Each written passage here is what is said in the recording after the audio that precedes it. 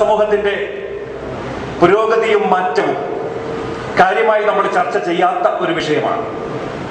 പലപ്പോഴും നമ്മുടെ സമ്മേളനങ്ങളും പ്രസംഗങ്ങളും ചർച്ചകളും സംവാദങ്ങളുമെല്ലാം സനാതനധർമ്മത്തിന്റെ ഹിന്ദുധർമ്മത്തിന്റെ നെഗറ്റീവിനെ കുറിച്ചാണ്, പോരായ്മകളെ കുറിച്ചാണ്, ദോഷങ്ങളെക്കുറിച്ചും കുറ്റങ്ങളെക്കുറിച്ചും കുറവുകളെക്കുറിച്ചും അനൈക്യത്തെക്കുറിച്ചും ദാരിദ്ര്യത്തെക്കുറിച്ചുമാണ്. പക്ഷെ സത്യത്തിൽ ഹിന്ദു സമൂഹത്തിൽ നടക്കുന്നത് അതൊന്നുമല്ല. വളരെ നല്ല രീതിയിലുള്ള പുരോഗതി എല്ലാ രംഗങ്ങളിലും നമ്മൾ ആർജിച്ചുകൊണ്ടിരിക്കുകയാണ്.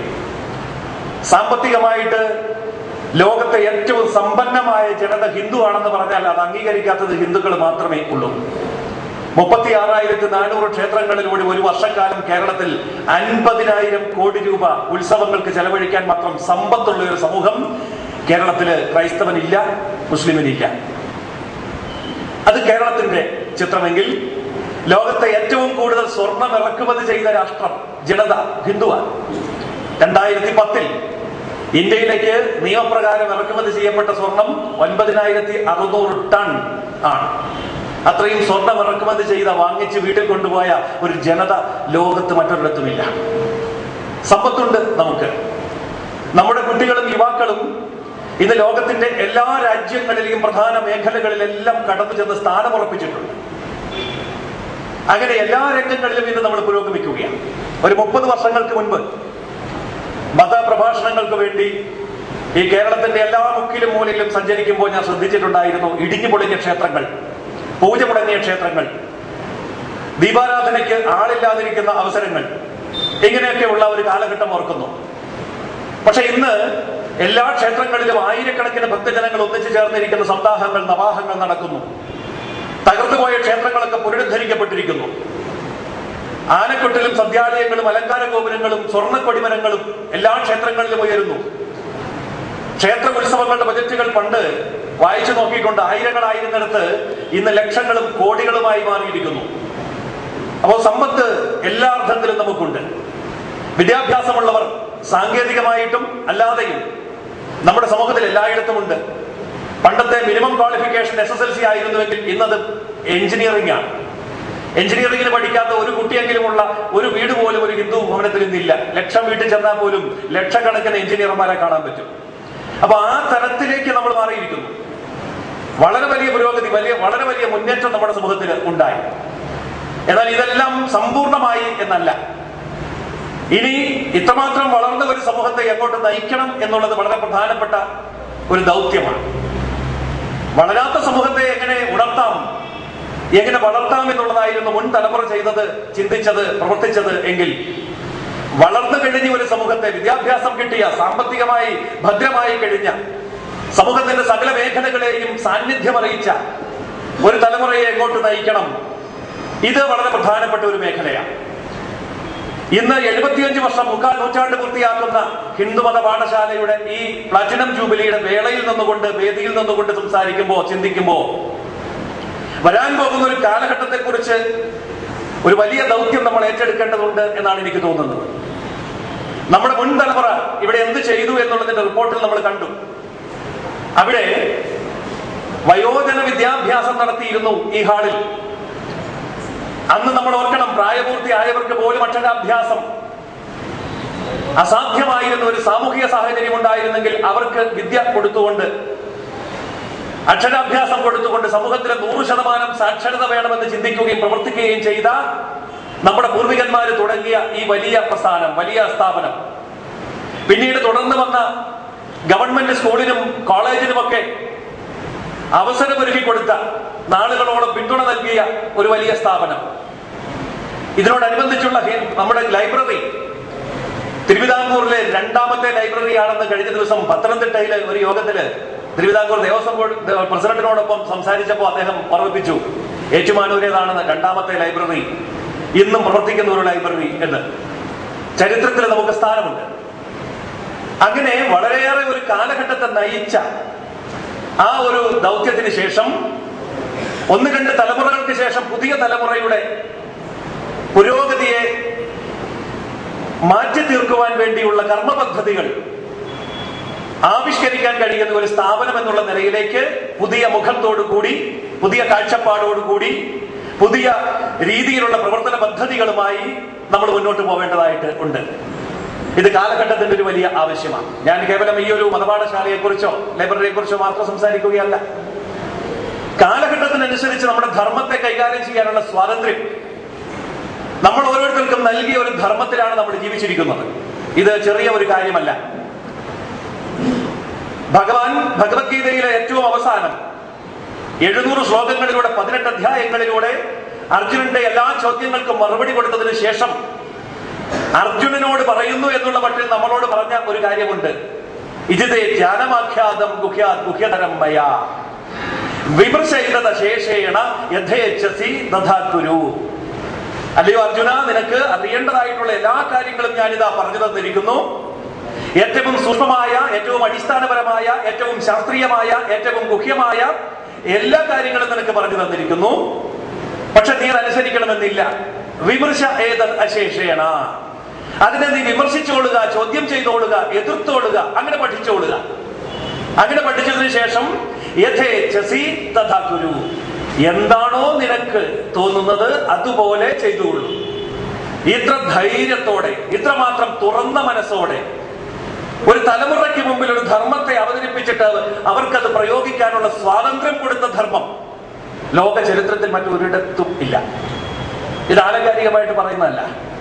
ലോകത്ത് മറ്റൊരു മതത്തിന്റെയും ചരിത്രത്തിൽ, മറ്റൊരു സംസ്കാരത്തിന്റെയും ചരിത്രത്തിൽ ഒരു പക്ഷേ ഇത്രമാത്രം വിശാലതയും ധൈര്യവും നമുക്ക് കാണാൻ കഴിയില്ല. ഞാനിത് സൂചിപ്പിച്ചത് ആ ധൈര്യം എന്തിനാണ് ഭഗവാൻ കൃഷ്ണൻ നമുക്ക് നൽകിയത്? അത് ഉപയോഗിക്കാൻ വേണ്ടിയാണ്, അത് ജീവിതത്തിൽ പ്രയോഗിക്കാൻ വേണ്ടിയാണ്.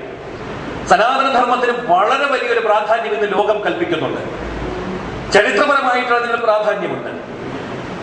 ലോകത്തില് അറിയപ്പെട്ടിടത്തോളം 49 സംസ്കാരങ്ങളാണ് കഴിഞ്ഞ 500 വർഷം 2000 വർഷം മുമ്പ് വരെ ഒക്കെ ഉണ്ടായിരുന്നത്. 500 വർഷങ്ങൾക്ക് മുമ്പുള്ള ലോകത്തിന്റെ ചരിത്രം നമുക്ക് കിട്ടുന്നുണ്ട് വ്യക്തമായി. 500 വർഷങ്ങൾക്ക് മുൻപ് ലോകത്ത് 49 സംസ്കാരങ്ങൾ ഉണ്ടായിരുന്നു. പക്ഷെ ഇന്ന് ലോകത്ത് 4 സംസ്കാരങ്ങൾ മാത്രമേ അവശേഷിക്കുന്നുള്ളൂ. 45 സംസ്കാരങ്ങളെ തുടച്ചു മാറ്റി. ചരിത്രം അതിന്റെ സത്യസന്ധമായ പാതയിലൂടെ നമ്മൾ അന്വേഷിക്കുമ്പോൾ കാണാൻ കഴിയും, ക്രിസ്തുമതം ലോകത്തിൽ വ്യാപിക്കാൻ തുടങ്ങിയ കാലം ലോകത്തെ ഇതര സംസ്കാരങ്ങളെ നിലനിർത്തിക്കൊണ്ട് വ്യാപിക്കാൻ കഴിയില്ല എന്ന് വന്നപ്പോ തോക്കുകൊണ്ടും പീരങ്കി കൊണ്ടും വാളുകൊണ്ടും മറ്റു പല രീതിയിലും 45 സംസ്കാരങ്ങളെ കൊന്നൊടുക്കിയിട്ട് ബാക്കി വന്ന 4 സംസ്കാരങ്ങൾ, അറേബ്യയുടെ സംസ്കാരം, ഭാരതത്തിന്റെ സംസ്കാരം, ചൈനയുടെ സംസ്കാരം, ക്രൈസ്തവ സംസ്കാരം, 45 സംസ്കാരങ്ങൾ തീർന്നുപോയി. ചൈനീസ് സംസ്കാരവും ഭാരതീയ സംസ്കാരവും തീരാത്തത് യൂറോപ്യന്മാർ മുഴുവൻ കൂടി ഇങ്ങോട്ട് വന്നാലും കൊന്നു തീർത്താലും തീരാത്തത്ര ജനസംഖ്യ ഇന്ത്യയിലും ചൈനയിലും ഉണ്ടായിരുന്നത് കൊണ്ട് മാത്രമാണ്. നമ്മുടെ കൈവശം ആയുധമുണ്ടായിരുന്നത് കൊണ്ടല്ല. അറേബ്യയുടെ സംസ്കാരം, അറേബ്യ ആയുധമെടുത്തുകൊണ്ട് തിരിച്ചു നിന്നത് കൊണ്ടാണ്. അങ്ങനെ 3 സംസ്കാരം അവശേഷിക്കുന്നു. ഞാനിത് സൂചിപ്പിച്ചത് ഇനിയും ഇത് എത്ര കാലം ഇങ്ങനെ മുന്നോട്ട് കൊണ്ടുപോകും എന്ന് ചിന്തിക്കേണ്ടത് നമ്മളാണ്. ആയുധമെടുക്കാൻ വേണ്ടിയല്ല, നമ്മുടെ ആശയങ്ങളെ, ധർമ്മത്തെ എങ്ങനെ മുന്നോട്ട് കൊണ്ടുപോകണം.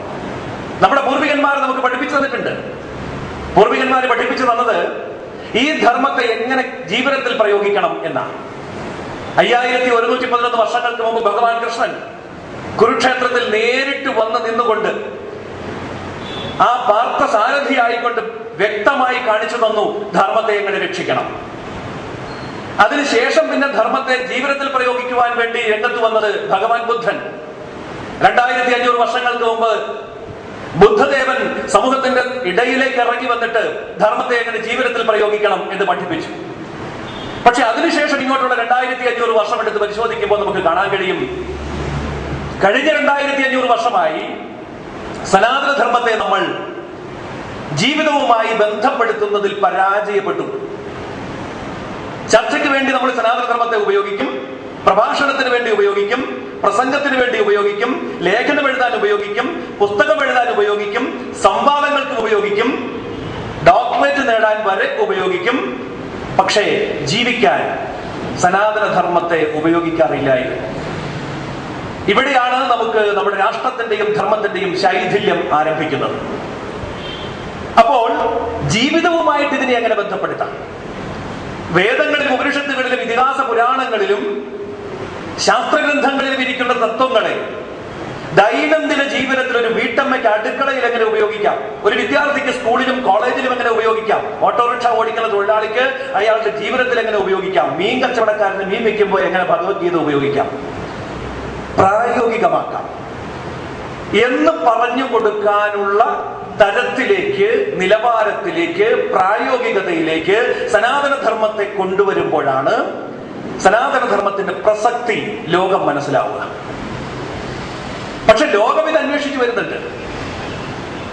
അമേരിക്കയിലെ ബിസിനസ് സ്കൂളുകളിൽ ഭഗവത്ഗീതയിലെ 70 ശ്ലോകങ്ങൾ വേർതിരിച്ചെടുത്ത് ബിസിനസ് സ്റ്റഡിക്ക് വേണ്ടി അവരുടെ സിലബസിൽ ഉൾപ്പെടുത്തി കഴിഞ്ഞു. അപ്പൊ ബിസിനസ് പഠിക്കാൻ ഭഗവത്ഗീതയിലെ 70 ശ്ലോകങ്ങളുണ്ടെന്ന് അമേരിക്കക്കാരൻ കണ്ടെത്തുകയും അത് അവന്റെ സിലബസിൽ, യൂണിവേഴ്സിറ്റി സിലബസിൽ ഉൾപ്പെടുത്തുകയും ചെയ്തു. ഫ്രാൻസിലെയും ബ്രിട്ടനിലെയും യൂണിവേഴ്സിറ്റികളിൽ വേദിക് മാത്തമാറ്റിക്സ് ഒരു പ്രത്യേക പേപ്പറായിട്ട് അംഗീകരിച്ചുകൊണ്ട് അവരവരുടെ ജീവിതത്തിലേക്ക് അത് ഉൾപ്പെടുത്തി കഴിഞ്ഞു. ബ്രിട്ടനിലെ 10ാം ക്ലാസ് ഒരു കുട്ടി പാസ്സാകണമെങ്കിൽ സംസ്കൃതം ഒരു പേപ്പർ പാസ്സായേ പറ്റൂ, ഇല്ലെങ്കിൽ തോറ്റുപോകും. സംസ്കൃതം എന്ന് പറയുന്നതും ദേവനാഗരിയും അതിന്റെ ഗ്രാമറും അതിന്റെ സംസ്കാരവും ബ്രിട്ടീഷുകാരൻ അവന്റെ 10ാം ക്ലാസ്സിലെ വിദ്യാർത്ഥിയുടെ വിദ്യാഭ്യാസ രംഗത്ത് ഉപയോഗപ്പെടുത്തി കഴിഞ്ഞു. പക്ഷെ നമ്മളോ ജീവിതത്തിന്റെ ഏതെങ്കിലും ഒരു രംഗത്ത് ഈ സനാതനധർമ്മം എന്നുള്ളത് ജീവിക്കാൻ കൊള്ളാവുന്ന ഒന്നാണ് എന്ന തരത്തിലേക്ക് ചിന്തിച്ചു തുടങ്ങിയിട്ട് പോലുമില്ല. അപ്പോൾ ഇവിടെ നമ്മളെ പോലെയുള്ള ഹിന്ദുമത പാഠശാലകൾ വളരെ ഏറെ ചിന്തിക്കേണ്ട ഒരു യാഥാർത്ഥ്യം ആരംഭിക്കുന്നു എന്നാണ് എന്റെ അഭിപ്രായം. മതപാഠശാലയുടെ സമ്മേളനങ്ങളിലും മതപാഠശാല അധ്യാപകരുടെ സമ്മേളനങ്ങളിലും മതപാഠശാല നടത്തുന്ന സംഘടനകളുടെ സമ്മേളനങ്ങളിലും ഈ അടുത്ത കാലത്ത് സംബന്ധിക്കാൻ അവസരം കിട്ടിയപ്പോൾ എല്ലായിടത്തും കേട്ട ഒരു പരാതി, മതപാഠശാല നടത്തിയാൽ ആരും വരുന്നില്ല, കുട്ടികൾക്ക് താല്പര്യമില്ല. പഠിപ്പിക്കാൻ ഇവിടെ പുസ്തകങ്ങൾ ധാരാളം, സൗജന്യമായിട്ട് പഠിപ്പിക്കാൻ അധ്യാപകരുമുണ്ട്, പക്ഷെ ആർക്കും താല്പര്യമില്ല. പണ്ട് 100-150 കുട്ടികളൊക്കെ വന്നിരുന്നിടത്ത് ഇന്ന് 4-3 പേര് പോലും വരാൻ താല്പര്യപ്പെടുന്നില്ല. ഞങ്ങൾ ഈ മതപാഠശാല തുടങ്ങിയ 40 വർഷം മുമ്പ് 30 വർഷം മുമ്പ് കുട്ടികളെ കൊണ്ട് നിറഞ്ഞിരുന്ന ഹാളുകളില് ഇന്ന് 2-3 പേരെ പോലും കൈ പിടിച്ച് നിർബന്ധിച്ചു കൊണ്ടുവന്നാൽ 1-2 ദിവസം ഇരുന്നിട്ട് രക്ഷപ്പെട്ട് കളയും, പിന്നെ വരില്ല. എങ്ങനെ ഈ മതപാഠശാല നടത്തിക്കൊണ്ട് പോകും എന്നുള്ളൊരു ചോദ്യം നമ്മുടെ ഇടയിലുണ്ട്. ഇത് തീർച്ചയായിട്ടും പുതിയ തലമുറയുടെ കുറ്റം അല്ല, കുട്ടികളുടെയും യുവാക്കളുടെയും സ്റ്റുഡൻസിന്റെയും കുറ്റം അല്ല, നമ്മുടെ തെറ്റാണ്. നമ്മൾ ഓർക്കണം, ഭഗവത്ഗീത കൃഷ്ണൻ പറഞ്ഞതിന് ശേഷം എത്രയോ തവണ വ്യാഖ്യാനിക്കപ്പെട്ടു. എത്രയോ തവണ അതേ ആശയങ്ങളെ ജീവിതവുമായിട്ട് ബന്ധപ്പെടുന്ന കാര്യത്തിൽ എത്രയോ ചിന്തകന്മാർ വന്ന് അവരവരുടെ കാലഘട്ടത്തിനനുസരിച്ച് ഉപയോഗിച്ചു. ജ്ഞാനേശ്വരൻ വന്നപ്പോ ഭഗവത്ഗീത ജ്ഞാനേശ്വരന്റേതായ രീതിയിൽ വ്യാഖ്യാനിച്ചു, ലോകത്തിന് കൊടുത്തു. അന്നത്തെ ലോകത്തത് ആവശ്യമായിരുന്നു. ലോകമാന്യ തിലകൻ വന്നപ്പോ ഭഗവത്ഗീത സ്വാതന്ത്ര്യ സമര രംഗത്ത് എങ്ങനെ ഉപയോഗിക്കണം അങ്ങനെ വ്യാഖ്യാനിച്ചു, അന്നത്തെ ജനങ്ങൾക്ക് കൊടുത്തു, അവരത് ഉപയോഗിച്ചു. ആചാര്യ വിനോബാ ഭാവെ വന്നപ്പോൾ അദ്ദേഹം ഭഗവത്ഗീതയെ വ്യാഖ്യാനിച്ചു, അദ്ദേഹത്തിന്റെ കാലഘട്ടത്തിനനുസരിച്ച് സ്വാതന്ത്ര്യത്തിന് ശേഷം എങ്ങനെ ഇത് ഉപയോഗിക്കണം അദ്ദേഹം വ്യാഖ്യാനിച്ചു. ഭഗത് സിംഗ് കൊലമരത്തിലേക്ക് പോകുമ്പോൾ പോലും ഈ ഭഗവത്ഗീതയെ മുന്നപ്പിടിച്ചു, എങ്ങനെ ഒരു ധീരനായ യോദ്ധാവിനത് ഉപയോഗിക്കണം അദ്ദേഹം അത് വ്യാഖ്യാനിച്ചു. അതേപോലെ തന്നെ മഹർഷി അരവിന്ദൻ അദ്ദേഹത്തിന്റെ സിദ്ധാന്തങ്ങൾ മുഴുവൻ അടിത്തറയായിട്ട് ഭഗവത്ഗീതയെ വ്യാഖ്യാനിച്ച് ലോകത്തിന് കൊടുത്തു. ഗാന്ധിജി ഭഗവത്ഗീതയിൽ ആവശ്യമുള്ള ഭാഗങ്ങൾ എഡിറ്റ് ചെയ്തെടുത്ത് അദ്ദേഹത്തിന്റെ ധർമ്മത്തിന് വേണ്ടി ഉപയോഗിച്ചു. അങ്ങനെ ജീവിതത്തിന്റെ സകല സമസ്ത മേഖലകളിലും കാലാനുസൃതമായിട്ട് ഭഗവത്ഗീതയെ വ്യാഖ്യാനിച്ച് ഉപയോഗിച്ച് കടന്നുപോയ മഹാന്മാരുടെ ആ പാദങ്ങളിലൂടെ തന്നെ സഞ്ചരിക്കണമെന്ന് അവരാരും പറഞ്ഞില്ല. ശങ്കരാചാര്യര് ഭഗവത്ഗീതയ്ക്ക് ഭാഷ്യം ചമച്ചപ്പോ അത് ശങ്കരാചാര്യരുടെ കാലഘട്ടത്തിന് വേണ്ടിയായിരുന്നു എന്ന് തിരിച്ചറിയാതെ ഇന്നും ശങ്കരാചാര്യരുടെ ഭാഷത്തിൽ നിന്ന് അണുവിട വ്യതിചലിക്കാതെ സഞ്ചരിക്കണമെന്ന് പറയുന്നത് സാങ്കത്യമാണോ എന്ന് നമ്മൾ ചിന്തിക്കണം. ശങ്കരാചാര്യർ തെറ്റെന്നല്ല, ശങ്കരാചാര്യരുടെ കാലഘട്ടത്തിൽ ശങ്കരാചാര്യരുടെ വ്യാഖ്യാനമായിരുന്നു ശരി, ഇന്നും അത് ശരിയാണ്. പക്ഷേ ഇന്നത്തെ കാലഘട്ടത്തിനനുസരിച്ച് ഭഗവത്ഗീതയെ വ്യാഖ്യാനിക്കണ്ടേ, ഭാഗവതത്തെ വ്യാഖ്യാനിക്കണ്ടേ, രാമായണത്തെ മഹാഭാരതത്തെ വ്യാഖ്യാനിക്കണ്ടേ. ഉപനിഷത്തുകളെയും വ്യാഖ്യാനിക്കണ്ടേ? വേദങ്ങളെ വ്യാഖ്യാനിക്കണ്ട. വേദം അടിസ്ഥാന ഗ്രന്ഥമാണ്, അതിൽ തിയറിയാ. വ്യാഖ്യാനങ്ങൾ ആവശ്യമില്ലാത്ത തരത്തിൽ വളരെ വ്യക്തമായി എല്ലാ കാലഘട്ടത്തിലേക്കും വേണ്ട മാർഗദർശകമായി വേദം അടിസ്ഥാനപരമായി അവിടെ ഉണ്ട്. അപ്പൊ വ്യാഖ്യാനിച്ചുപയോഗിക്കേണ്ടതിനെ കാലഘട്ടത്തിനനുസരിച്ച് വ്യാഖ്യാനിക്കാൻ നമ്മൾ തയ്യാറാകുന്നില്ല എങ്കിൽ ആവശ്യമുള്ളവർ വ്യാഖ്യാനിക്കും. കഴിഞ്ഞ വർഷം ഒരു മാസക്കാലം ഞാൻ ബാംഗ്ലൂരിൽ ഒരു കോഴ്സിന് വേണ്ടി താമസിക്കുകയായിരുന്നു. എന്റെ കൂടെ ഉണ്ടായിരുന്ന 2 കോട്ടയംകാർ കത്തോലിക്കക്കാരായിരുന്നു. അപ്പൊ അവര് പറഞ്ഞു ഞായറാഴ്ച ദിവസം പള്ളിയിൽ പോകണം. അപ്പൊ ഞാനും പറഞ്ഞു ഞാനും പോരാം, ഈ പള്ളി എന്താണെന്നൊക്കെ ഒന്ന് പഠിക്കാമല്ലോ. 1.5 മണിക്കൂർ കുർബാനയ്ക്ക് വേണ്ടി ഞാനും അവരുടെ കൂടെ പോയിരുന്നു. ഇത്രയും വലിയൊരു പള്ളിയാണ്. പള്ളി എന്ന് പറയുമ്പോൾ നമ്മൾ ഇവിടെ കാണുന്ന പോലെ പള്ളിയൊന്നുമല്ല. ഒരു വലിയ ഷോപ്പിംഗ് കോംപ്ലക്സിന്റെ 3ാം നിലയിൽ ഒരു ഹാളാണ്. പുറത്തൊന്നും പള്ളിയുടെ ഒരു ചിഹ്നമില്ല. അകത്ത് കയറുമ്പോഴേ പള്ളിയാണെന്ന് അറിയത്തുള്ളൂ. അപ്പോൾ ഞാനിങ്ങനെ അവരുടെ കൂടെ തന്നെ കസേരയിലൊക്കെ ഇരുന്നു. അവർ ചെയ്യുന്ന പോലെയൊക്കെ ചെയ്തു. ഇത് എന്താണെന്നൊന്നും എനിക്കറിയില്ല കൃത്യമായിട്ട്. പക്ഷെ ഞാൻ ശ്രദ്ധിച്ച ഒരു കാര്യമുണ്ട്. മലയാളത്തിൽ മലയാളികൾക്ക് വേണ്ടി നടത്തിയ കുർബാനയിലെ 1.5 മണിക്കൂർ കുർബാനയിൽ 1 മണിക്കൂർ സമയവും ഫാദർ ജോർജ് എന്ന് പറയുന്ന കോഴിക്കോടുകാരൻ വികാരി ഭഗവാൻ കൃഷ്ണനെ കുറിച്ചാണ് സംസാരിച്ചത്. അപ്പൊ ഞാനോർത്ത് എന്റെ കൂടെ വന്ന സുഹൃത്ത് അച്ഛന് നേരത്തെ മുന്നറിയിപ്പ് കൊടുത്തിട്ട് കാണുമായിരിക്കും. അങ്ങനെയാണെങ്കിൽ ഇറങ്ങി വരുമ്പോൾ അച്ഛനെ ഒന്ന് പരിചയപ്പെടണമല്ലോ എന്ന് കരുതി കുർബാനയൊക്കെ കഴിഞ്ഞ് ഞാൻ അച്ഛന്റെ മുറിയിൽ ചെന്ന് പരിചയപ്പെട്ടപ്പോൾ അച്ഛൻ എന്നെ ഒരു പരിചയമില്ല. അപ്പൊ ഞാൻ അച്ഛനോട് ചോദിച്ചു, എല്ലാ ദിവസവും ഇങ്ങനെയാണോ ഭഗവാനെ കൃഷ്ണനെയൊക്കെ വെച്ചിട്ടാണോ സംസാരിക്കുന്നത്? അപ്പൊ അദ്ദേഹം ചോദിച്ചു, എവിടുന്നാ വരുന്നേ? ഞാൻ പറഞ്ഞു പാലായിൽ നിന്നാ വരുന്നത്. എന്താ പേര്? ജയസൂര്യൻ എന്ന് പെട്ടെന്ന് പറഞ്ഞപ്പോൾ അദ്ദേഹം കേട്ടത് ജെയിംസ് കുര്യൻ എന്നാണ്. പിന്നെ സംശയമൊന്നും ഉണ്ടായില്ല. അപ്പൊ അദ്ദേഹം പറഞ്ഞു, അതെ, കാര്യങ്ങൾ പറഞ്ഞ് മനസ്സിലാക്കാൻ അവരുടെ പുസ്തകവും കഥയൊക്കെയാണ് നമുക്ക് നല്ലത്. അതുകൊണ്ട് നമ്മൾ പ്രസംഗിക്കുമ്പോൾ ഇങ്ങനെ അങ്ങ് പറയും, അവസാനം ഇത് തന്നെയാണ് നമ്മുടെ ബൈബിളിലും പറഞ്ഞിരിക്കുന്നത് എന്നങ്ങ് പറഞ്ഞാൽ മതി, എളുപ്പമാണ്. ഭംഗിയായിട്ട് ഉപയോഗിച്ചുകൊണ്ടിരിക്കുകയാണ്. അപ്പോൾ ജീവിതവുമായിട്ട് എങ്ങനെ ബന്ധപ്പെടുത്താം, ബിസിനസ്സിൽ എങ്ങനെ ബന്ധപ്പെടുത്താം, ഇൻഡസ്ട്രിയൽ രംഗത്ത് നിൽക്കുന്നവർക്ക് എങ്ങനെ ബന്ധപ്പെടുത്താം, ബാങ്ക് മാനേജർമാർക്ക് ഭഗവത്ഗീത എങ്ങനെ ഉപയോഗിക്കാം, സ്റ്റുഡൻസിന് എങ്ങനെ ഉപയോഗിക്കാം, സ്ട്രെസ് ഉണ്ടാവാതിരിക്കാൻ, പരീക്ഷാ പേടി ഉണ്ടാവാതിരിക്കാൻ, ടൈം മാനേജ്മെന്റ് അത് കീപ്പ് ചെയ്യാൻ, ഇതൊക്കെയാണ് അദ്ദേഹം 1.5 മണിക്കൂർ പ്രഭാഷണത്തിനകത്ത് പറഞ്ഞത്. ഭഗവത്ഗീതയാ ഉപയോഗിച്ചത്, ഭഗവാൻ കൃഷ്ണനെയാ ഉപയോഗിച്ചത്. പക്ഷെ നമ്മളോ? സ്വാമിജി പറഞ്ഞപ്പോൾ ഞാൻ ഇങ്ങനെ ചിന്തിക്കുകയായിരുന്നു, 10-30 വർഷങ്ങൾക്ക് മുമ്പ് മതപ്രഭാഷണത്തിന്റെ ഒരു അവസ്ഥയും ഇന്നത്തെ അവസ്ഥ വളരെ ഭേദപ്പെട്ടു. അന്ന് ഏറ്റുമാനൂർ ക്ഷേത്രത്തിലെ മതപ്രഭാഷണം എന്ന് പറയുന്നത് ഉച്ചയ്ക്ക് 1 മണി മുതൽ 2 മണി വരെയാണ്. ഓർക്കുന്നുണ്ടാവും പഴയ ആൾക്കാർ. അപ്പൊ അന്നൊരിക്കല് എന്നോട് ചോദിച്ചു, നിങ്ങൾ ഏറ്റുമാനൂർ അമ്പലത്തിൽ പ്രഭാഷണത്തിന് പോയിട്ടുണ്ട്? ഞാനൊരു ചെറിയ പ്രഭാഷകനായിട്ട് വരിക, അത്രേ ഉള്ളൂ. അപ്പൊ എന്നോട് ഏറ്റുമാനൂർ അമ്പലത്തിലൊക്കെ പ്രഭാഷണത്തിനൊക്കെ ഒന്ന് പോകാന്ന് പറയുന്ന ഒരു ഗമയാണ്. അപ്പൊ എന്നോട് ചോദിച്ചു, അവിടെ പോയിട്ടുണ്ട്? ഞാൻ പറഞ്ഞില്ല. അല്ല, പോകണമെന്നുണ്ടോ? ഉണ്ടെങ്കിൽ ഞാൻ റെക്കമെൻഡ് ചെയ്യാം എന്നൊരാൾ പറഞ്ഞു. ഞാൻ പറഞ്ഞു വേണ്ട. എന്താ കാര്യം? ഉച്ചയ്ക്ക് 1 മണി മുതൽ 2 മണി വരെ എല്ലാവരും ഉണ്ണാൻ പോകും. മൈക്ക് സെറ്റുകാരൻ ഇത് ഓൺ ചെയ്ത് വെച്ചു പോകും. അയാൾ ഉണ്ടച്ച് തിരിച്ചു വരുമ്പോഴത്തേക്കും മതപ്രഭാഷണം കഴിയണം, അത്രയേ ഉള്ളൂ. അതായിരുന്നു മതപ്രഭാഷണത്തിന് അന്നുണ്ടായിരുന്ന ഒരു അംഗീകാരം. ഉച്ചയ്ക്ക് 1 മണി മുതൽ 2 മണി വരെ ആനപ്പിണ്ടവും മതപ്രഭാഷകനും അല്ലാതെ ആരുമില്ല. പിന്നെ അത് മാറി ഇടയ്ക്ക് സ്വാമിജി പറഞ്ഞ പോലെ ബാലയ്ക്കും നാടകത്തിനും ഇടയ്ക്ക് കട്ടം കെട്ടാൻ അല്പം സമയം ബാക്കിയുണ്ട്. എന്നാൽ പിന്നെ ആ സമയത്ത് ഗ്യാപ്പ് ഫില്ല് ചെയ്യാൻ വേണ്ടിയുള്ള മതപ്രഭാഷണമായി. ഇപ്പൊ അത് മാറി. ദീപാരാധന കഴിഞ്ഞ് എല്ലാവർക്കും വീട്ടിൽ പോയി ഭക്ഷണം കഴിച്ചിട്ട് തിരിച്ചു വന്ന് നാടകത്തിന്റെ ഗാനമേളയുടെ മുമ്പിൽ ഇരിക്കാൻ ഒരു സ്വല്പം ഗ്യാപ്പുണ്ട്. ഇപ്പൊ ദീപാരാധന കഴിഞ്ഞ ഉടനെയാണ് മതപ്രഭാഷണം. കഴിഞ്ഞ 30 കൊല്ലത്തിനിടയിൽ മതപ്രഭാഷണത്തിനുണ്ടായ സമയ വ്യത്യാസമാണ് ഞാൻ ഈ പറഞ്ഞത്. മതപ്രഭാഷണം എന്നുള്ളത് ഇന്ന് ഹിന്ദു സമൂഹം ഏതാണ്ട് കലാപരിപാടി കാണുന്നത് പോലെയാണ് കൂടുന്നത്. എല്ലാവരും ആദ്യം ചോദിക്കും, ശശി ടീച്ചറിന്റെ പ്രഭാഷണം ഉണ്ടോ, ഡോക്ടർ എൻ ഗോപാലകൃഷ്ണന്റെ ഉണ്ടോ? പിന്നെ അങ്ങനെ ലിസ്റ്റ് ചെയ്ത് വെച്ചിട്ടുണ്ട് ആരുടെ കഥാപ്രസംഗമാണ് ഏറ്റവും നല്ലതെന്നുള്ളതാണ്. ഇവർക്ക് ആർക്കും ഡേറ്റ് ഇല്ലെങ്കിൽ പിന്നെയാണ് എനിക്കൊക്കെ ഊഴം വരുന്നത്. എന്നിട്ട് സംഗതി എന്താന്ന് ചോദിച്ചാൽ, ഇതൊരു ആസ്വദിക്കാൻ വേണ്ടിയാ വരിക, പ്രഭാഷണം ആസ്വദിക്കാനാ വരിക. കഥാപ്രസംഗം നിന്നുപോയതുകൊണ്ട് പകരം മതപ്രസംഗം. പക്ഷെ സത്യത്തിൽ ഇത് കേട്ടാസ്വദിച്ച് കടന്നു പോവേണ്ട കാര്യമാണോ? ഇത് ജീവിതവുമായിട്ട് ബന്ധപ്പെടുത്തേണ്ട കാര്യമല്ലേ? നമ്മുടെ ജീവിതത്തെ അങ്ങേയറ്റം സ്വാധീനിക്കേണ്ട കാര്യമല്ലേ? മുസ്ലിം പള്ളികളിലെ പ്രാർത്ഥനകൾ 5 മിനിറ്റ് മുതൽ 15 മിനിറ്റ് വരെ. പക്ഷെ പള്ളിയിലേക്ക് പോകുന്ന വിശ്വാസി പോയാൽ 1.5 മണിക്കൂർ കഴിഞ്ഞാൽ തിരിച്ചു വരുന്നത്. ഞാൻ അണ്ണാമല യൂണിവേഴ്സിറ്റിയിൽ സ്പിരിച്വാലിറ്റി പഠിപ്പിക്കുന്ന ഒരു അധ്യാപകനാണ്. 8 മതങ്ങൾ പഠിപ്പിക്കണം. അപ്പൊ അവിടെ എല്ലാ മതപണ്ഡിതന്മാരും ഒന്നിച്ചിരിക്കുന്നുണ്ട്. അതിൽ മുസ്ലിം പണ്ഡിതനുണ്ട്, ക്രിസ്ത്യൻ പണ്ഡിതനുണ്ട്. അപ്പൊ അവിടെ ഞാൻ ഈ മുസ്ലിം പണ്ഡിതനോട് ചോദിച്ചത് വിശദമായിട്ട് പഠിച്ചു. അപ്പോൾ അദ്ദേഹം പറഞ്ഞു 5 മിനിറ്റേ ഉള്ളൂ ഞങ്ങളുടെ പ്രാർത്ഥന മുസ്ലിം, ബാക്കി 1.25 മണിക്കൂർ ഞങ്ങൾ ജീവിതമാണ് ചർച്ച ചെയ്യുന്നത്, ബിസിനസ്സാണ് ചർച്ച ചെയ്യുന്നത്, അതിനുള്ള ക്ലാസ്സുകളാണ് ഞങ്ങളുടെ പള്ളിയിൽ നടക്കുന്നത് എന്ന് പറഞ്ഞു. ഇത് തന്നെയാണ് ക്രിസ്ത്യൻ പള്ളിയിൽ നടക്കുന്നത്. സംസാരിക്കുന്ന, പ്രസംഗിക്കുന്ന, പ്രബോധനം കൊടുക്കുന്ന, ഗൈഡ് ചെയ്യുന്ന, നയിക്കുന്ന പുരോഹിതന്മാർ എല്ലാ ദിവസവും 3, 4, 5 മണിക്കൂർ പ്രാർത്ഥനയുടെ, കുർബാനയുടെ പേരിൽ അറിയപ്പെടുന്ന ഇത്തരം പ്രബോധനങ്ങൾ, ടീച്ചിങ്ങുകൾ നടത്തിക്കൊണ്ടിരിക്കുകയാണ്.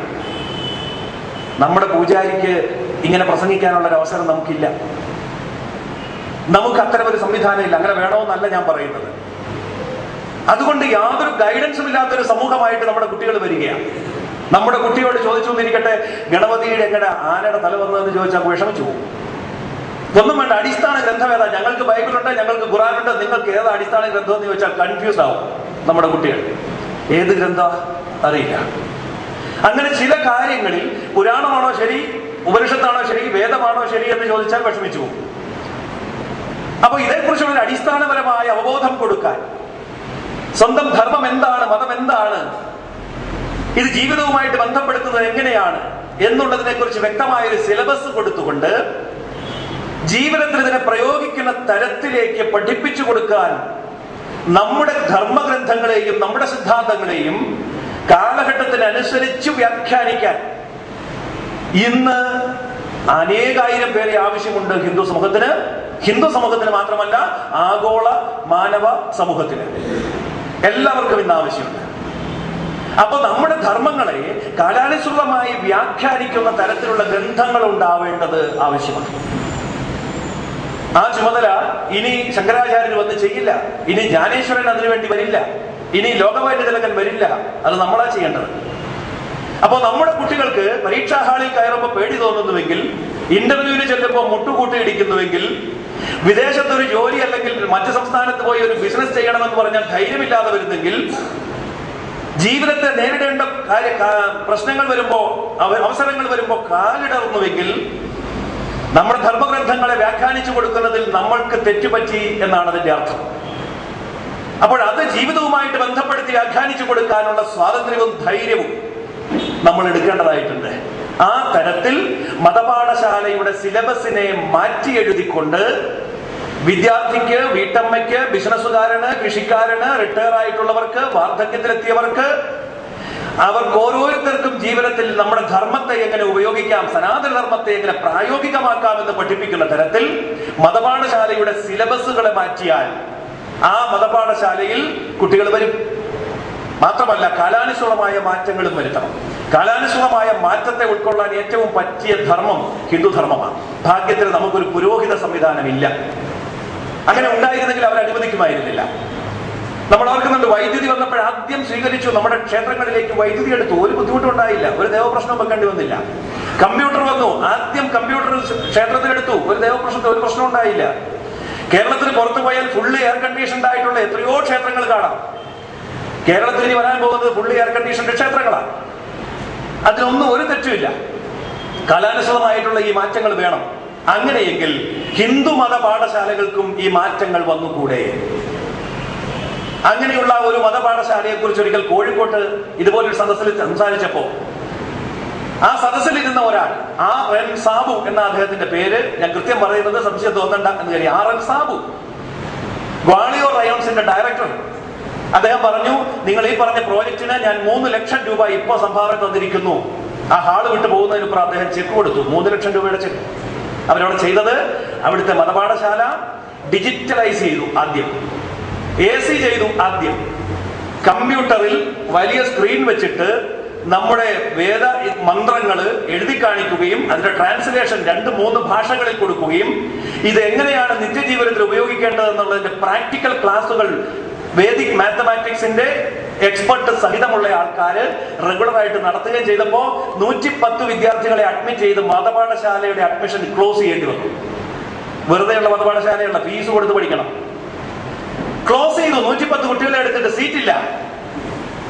എന്താ കാരണം? അവിടെ മതപാഠശാല ആധുനികമായി +2 പഠിക്കാൻ പോകുന്ന കുട്ടിക്ക് മെമ്മറി ടെക്നിക്സ് അവിടെ പറഞ്ഞു കൊടുക്കും. MSc മാർക്സിന് പഠിക്കാൻ പോകുന്ന കുട്ടിക്ക് വേദിക് മാത്തമാറ്റിക്സിലൂടെ MScയുടെ പ്രോബ്ലം എങ്ങനെ സോൾവ് ചെയ്യുമെന്ന് പറഞ്ഞു കൊടുക്കും. അതിനൊക്കെ പര്യാപ്തരായിട്ടുള്ള റിട്ടയർഡ് പ്രൊഫസർമാർ ക്ലാസ് എടുക്കാനായിട്ട് തയ്യാറായിട്ട് മുന്നോട്ട് വന്നു. അവിടെ നൂറുകണക്കിനോ അതിനു കൂടുതലോ പൈസ ഫീസ് കൊടുത്തുകൊണ്ട് ആ ഹിന്ദു മത പാഠശാലയിൽ വന്നു പഠിക്കാൻ ഹിന്ദു സമൂഹം തയ്യാറായി. കാലാനുസൃതമായ മാറ്റത്തെ ഉൾക്കൊണ്ടുകൊണ്ട് കാലഘട്ടത്തിന് നേതൃത്വം കൊടുക്കുന്ന തരത്തിലേക്ക് ഹിന്ദു മത പാഠശാലയുടെ മുഖം മാറ്റാത്തിടത്തോളം കാലം മതപാഠശാലയിൽ ഒരു കുട്ടിയും വരാൻ പോകുന്നില്ല. കാരണം കുട്ടികൾ വളരെയേറെ മുന്നോട്ട് പോയി, കാലം വളരെയേറെ മുന്നോട്ട് പോയി. പഴഞ്ചൻ ഗ്രന്ഥങ്ങളും വെച്ച് പഴഞ്ചൻ ആശയങ്ങളും പറഞ്ഞുകൊണ്ടിരുന്നാൽ ഒരു കുട്ടിയെയും കിട്ടില്ല മതപാഠശാലയിൽ. അതുകൊണ്ട് ആ പഴഞ്ചൻ ഗ്രന്ഥങ്ങളെ ആധുനിക കാലഘട്ടത്തിന് വേണ്ടി വ്യാഖ്യാനിക്കണം. ഒരു ശ്ലോകവും മാറ്റണ്ട. ഭഗവത്ഗീതയിലെ അതേ ശ്ലോകങ്ങൾ എടുത്താൽ മതി. അമ്മമാരുടെ യോഗത്തിൽ ഞാൻ പറയാറുണ്ട്, ഭഗവത്ഗീത തൊട്ട് തൊഴുത് പൂജിച്ച് പട്ടിൽ പൊതിഞ്ഞ് ഇതിനു മുമ്പിൽ വെക്കാനാണോ? അല്ല, പൂജിക്കരുത് ഈ ഭഗവത്ഗീതയെ. ഞാൻ ഭഗവത്ഗീതയ്ക്കെതിരായിട്ട് സംസാരിക്കുകയല്ല, അതിനെക്കുറിച്ചൊക്കെ അറിയാവുന്ന വലിയ ആചാര്യന്മാരോട് ചോദിച്ചിട്ട് ധൈര്യമായിട്ട് പറയുന്നത് അതുകൊണ്ടാണ്. ഭഗവത്ഗീത ഒരു മാസത്തിൽ കൂടുതലൊന്നും ഉപയോഗിക്കരുത്. ഒരു മാസം കഴിഞ്ഞാൽ അത് മാറ്റി പുതിയ ഭഗവത്ഗീത മേടിക്കണം. ആ ഒരു മാസത്തിനുള്ളിൽ വായിച്ചു പോകുന്ന ലൈൻ അണ്ടർലൈൻ ചെയ്യണം, സൈഡിൽ മാർജിനിൽ നോട്ട് കുറിക്കണം. അങ്ങനെ മറിച്ച് പോകുമ്പോൾ ഒരു മാസം കൊണ്ട് തീരും. അടുത്ത ഭഗവത്ഗീത മേടിക്കണം. ഇത്ര വലിയ പൈസയേ ഉള്ളൂ. അതില് ധാരാളം കാര്യങ്ങൾ പ്രാക്ടിക്കലായിട്ട് ചെയ്യാനുണ്ട്. പെട്ടെന്ന് ഞാൻ 2-3 കാര്യം പറയാം. 18-ാം അധ്യായത്തിലെ 8, 9, 10 ശ്ലോകം, 17-ാം അധ്യായത്തിലെ 8, 9, 10 ശ്ലോകം ഭഗവത്ഗീതയിലെ പാചകക്കുറിപ്പുകളാണ്. ഇത് ഞാൻ പറഞ്ഞപ്പോ ഒരു വീട്ടമ്മ ആലുവയില് ഇതിൽ ഓരോ ശ്ലോകവും എടുത്ത് മലയാളത്തിൽ ലാമിനേറ്റ് ചെയ്ത് അടുക്കളയില് സ്റ്റൗവിന്റെ മുകളിൽ ഒട്ടിച്ചു വെച്ചു. അത് നോക്കി ഭക്ഷണം ഉണ്ടാക്കിയ കൃത്യമായിട്ട് അറിയും കുട്ടി എന്താ ദേഷ്യപ്പെടുന്നത്, എന്താ ഉറക്കം വരുന്നത്, എന്താ പഠിച്ചത് മറന്നു പോകുന്നത്, എന്താണ് മാതാപിതാക്കളോട് ബഹുമാനമില്ലാതെ സംസാരിക്കുന്നത്, കുട്ടിക്ക് എപ്പോഴും നിയന്ത്രിക്കാൻ വയ്യാത്ത കോപം, അല്ലെങ്കിൽ കരച്ചിൽ, അല്ലെങ്കിൽ നിരാശ. ഭഗവത്ഗീതയിലെ 17-ാം അധ്യായത്തിലെ 8-ാമത്തെ ശ്ലോകം വായിച്ചാൽ അതിൽ വ്യക്തമായിട്ട് എഴുതി വെച്ചിട്ടുണ്ട് എന്തുകൊണ്ടാണ് കുട്ടികൾ ഇങ്ങനെ പെരുമാറുന്നത്. അത് സ്റ്റൗവിന്റെ മുകളിൽ ഒട്ടിച്ചു വെച്ചാൽ ഈ കുട്ടിയുടെ പ്രശ്നം തീരും. ഇനി അതല്ല, അതനുസരിച്ചാണ് ഞാൻ പറഞ്ഞു, നിങ്ങളെ പോലെയുള്ള ഒരു വലിയ കുടുംബം നോക്കിയാൽ ഭാവിയിൽ നിങ്ങൾക്ക് വേണമെങ്കിൽ സ്വന്തമായിട്ടൊരു മെഡിക്കൽ കോളേജ് വരെ തുടങ്ങാൻ സാധിക്കും എന്നൊക്കെ പറഞ്ഞ് അങ്ങനെ സാധിക്കട്ടെ എന്നൊക്കെ ആശംസിച്ചിട്ട് വന്നിരുന്നു പി സി ജോർജിന്റെ അടുത്ത്. എന്നിട്ട് ഞാൻ ചോദിച്ചു, എങ്ങനെ ഉണ്ടായിരുന്നു ക്ലാസ്? പി സി ജോർജ് പറഞ്ഞു, നിങ്ങൾ അവസാനം പറഞ്ഞ ഞാൻ പോയിട്ടുണ്ടല്ലോ, അടുത്ത കൊല്ലം ഉദ്ഘാടനമാണ്. തമിഴ്നാട്ടിൽ 300 ഏക്കർ മേടിച്ച് മെഡിക്കൽ കോളേജ് ഉണ്ടാക്കി ഞങ്ങളുടെ കുടുംബത്തിന്റെ വക അടുത്ത കൊല്ലം ഉദ്ഘാടനമാണ്. നാടൻ ഭാഷയിൽ പറഞ്ഞാൽ ചമ്മിപ്പോയി എന്ന് പറഞ്ഞാൽ മതി. അപ്പൊ ഞാൻ ചോദിച്ചു, ഈ കുടുംബചരിത്രത്തിന്റെ ഒരു പുസ്തകം തരാമോ? കുടുംബചരിത്രം എഴുതി 3 കോപ്പി സർക്കാരിന്റെ സാംസ്കാരിക വകുപ്പിലേക്ക് കൊടുത്താൽ അത് നാടിന്റെ ചരിത്രമായിട്ട് അംഗീകരിക്കും. നമുക്ക് എത്ര പേർക്കറിയാം? നമുക്ക് കുടുംബമുണ്ട്, ചരിത്രമുണ്ട്. പക്ഷേ വരാൻ പോകുന്ന ചരിത്രം നമ്മുടെ ഒന്നുമല്ല. ഔദ്യോഗിക ചരിത്രം, ഗവൺമെന്റ് അംഗീകരിച്ച ചരിത്രം വരുന്നത് ഇങ്ങനെ രജിസ്റ്റർ ചെയ്യുന്ന ചരിത്രങ്ങളാണ്. അപ്പൊ അങ്ങനെ പുസ്തകം എല്ലാവരും ഇപ്പൊ ഇറക്കുന്നുണ്ട്. ഇവിടെ കിടങ്ങൂരിനടുത്ത് ചെമ്പിളാവ് എന്ന് പറയുന്ന ഒരു സ്ഥലത്തെ ഒരു ഇല്ലത്തെ 3 നമ്പൂതിരിമാരുടെ പേരും അഡ്രസ്സും ഫോൺ നമ്പരും വെച്ചിട്ട് കണ്ണൂർ ജില്ലയിലെ ഒരു ക്രിസ്ത്യാനിയുടെ കുടുംബചരിത്രം ഞാൻ കണ്ടു. ഏതായാലും ഞാൻ ഇത് വെച്ച് അന്വേഷിച്ച് അവിടെ ചെന്നപ്പോൾ പറഞ്ഞു, അയ്യോ ഇങ്ങനൊരു സംഭവം ഞാൻ അറിഞ്ഞിട്ടില്ല. ഈ കുടുംബം മതം മാറിയാണ് ഞങ്ങളുണ്ടായതെന്ന് പറഞ്ഞ് അവർ എഴുത്ത് എഴുതിയിരിക്കുന്നത്. ഞെട്ടിപ്പോയി അവർ ഈ പുസ്തകം കണ്ടപ്പോൾ. ഇതെങ്ങനെ സംഭവിച്ചെന്ന് ഞാൻ ചോദിച്ചു. അത് ഒരു ദിവസം സന്ധ്യയായപ്പോൾ ഇവിടുത്തെ വികാരി അച്ഛന് പിന്നെ ആരോട്ടൊരാൾ മലബാറിൽ നിന്ന് ഇവിടെ കയറി വന്നു. കുറെ നേരം ഇങ്ങനെ സംസാരിച്ച് ഞങ്ങളുടെ ഫോട്ടോ ഒക്കെ എടുത്തുകൊണ്ട് പോയി. അത്രേ ഞങ്ങൾക്ക് അറിയത്തുള്ളൂ, വേറൊന്നും അറിയത്തില്ലെന്ന് പറഞ്ഞു. ഇതാണ് ചരിത്രം. ഇതാണ് ഗവൺമെന്റ് രജിസ്റ്റർ ചെയ്തിട്ട് നാളെ കേരളത്തിന്റെ ചരിത്രമായിട്ട് വരാൻ പോകുന്നത്. അപ്പോ ആ തരത്തിൽ സമൂഹം വളരെ ആസൂത്രിതമായിട്ട് മാറുമ്പോൾ ഞാൻ ചോദിച്ചു, പി സി ജോർജ് ഒരു പുസ്തകം തരാമോ? അപ്പൊ അദ്ദേഹം പറഞ്ഞു, പുസ്തകമോ ഇപ്പോഴത്തെ കാലത്തോ? പുസ്തകമൊന്നുമില്ല, വേണേ CD തരാം എന്ന് പറഞ്ഞു. കുടുംബചരിത്രത്തിന്റെ CD. പുസ്തകം കാലം പോയി. നമ്മളിപ്പോഴും പുസ്തകം പഠിച്ചുകൊണ്ടിരിക്കുക. പുസ്തകത്തിന്റെ കാലം പോയി, CD വന്നു. അപ്പൊ CD-യുടെ കാലം പോയി. അപ്പൊ ഈ CD കിട്ടി. CD കിട്ടിക്കഴിഞ്ഞ് ഞാൻ വീട്ടിൽ കൊണ്ടുവന്നിട്ട് ഇത് കേട്ടപ്പോ അത് പാട്ടാണ്. ONV കുറുപ്പിനെ കൊണ്ട് പ്ലാത്തോട്ടം കുടുംബത്തിന്റെ ചരിത്രം എഴുതിച്ച് അത് ട്യൂൺ ചെയ്യിച്ച് യേശുദാസിനെ കൊണ്ട് ചിത്രയെ കൊണ്ടും പാടിച്ചിരിക്കുന്ന മനോഹരമായ പാട്ടുകളിലൂടെ ഈ കുടുംബചരിത്രം എഴുതിയിരിക്കാം. ഞാൻ ചോദിച്ചു, പി സി ജോർജിനോട് ഇതെന്താ? പിന്നെ കണ്ടപ്പോൾ ചോദിച്ചു, ഇതെന്താ അങ്ങനെ? അത് ഞങ്ങളുടെ പല രാജ്യങ്ങളിലുള്ള ആൾക്കാർക്ക് ഇതൊന്ന് പുസ്തകം ഒന്ന് മറിച്ച് നോക്കാനോ പ്രസംഗം കേൾക്കാനോ ഒന്നും നേരമില്ല. ഇതിപ്പോ ഫ്ലൈറ്റിൽ പോകുമ്പോഴും കാറിൽ പോകുമ്പോഴും